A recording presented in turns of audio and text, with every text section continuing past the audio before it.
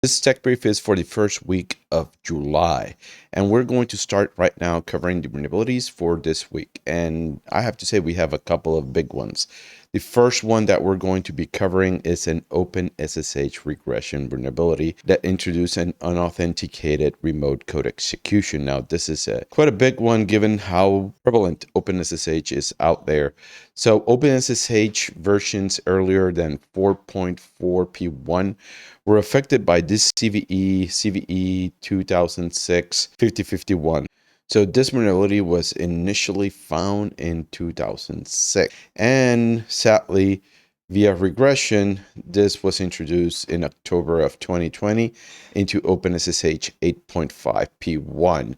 Now, this vulnerability has a CVE of 2024 6380, and it was found by the research team over at Qualys. In their investigation, one of the things that they found was that over 700,000 hosts out there in the internet are actually vulnerable to this vulnerability, and sadly, a proof of concept code was made public for this vulnerability. Now, the proof of concept code is specifically for x86. An x64 version is going to be a lot harder to develop, but not impossible. And because of this, we recommend that you patch as quickly as possible.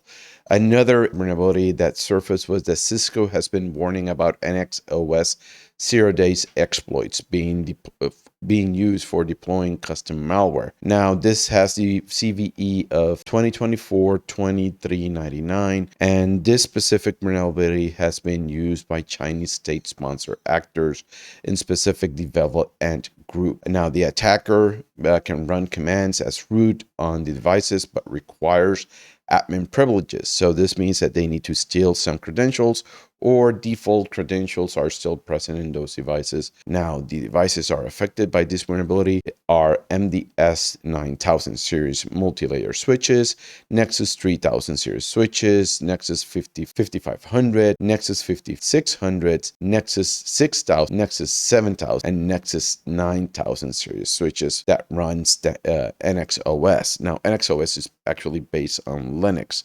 Also, we have another vulnerability here for networking devices. Specifically, Juniper has put out an emergency advisory specifically for their smart routers. This has a CVSS score of 10, so this means anybody can actually gain access to the devices, but thankfully no proof of concept code has been made public for this. This was actually found by the Juniper team itself doing a review of their source code. This has a CVE of 2024-2973, and this affects their session smart routers, their session smart conductors, and their WAN assurance routers. It is recommended that you patch as quickly as possible before a proof of concept code is made public and we start seeing some mass exploitation of these devices. So moving along into the news, I have one weird one. In a strange twist, the ransomware actor Brain Cipher provided the encryption keys for the Indonesian government ransomware attack and even apologized after the government mentioned that it would not pay the $8 million it asked for. This is the first time that I've actually seen a ransomware crew do this. So that's everything so far for this tech brief. And again, I hope to see everybody in the next video.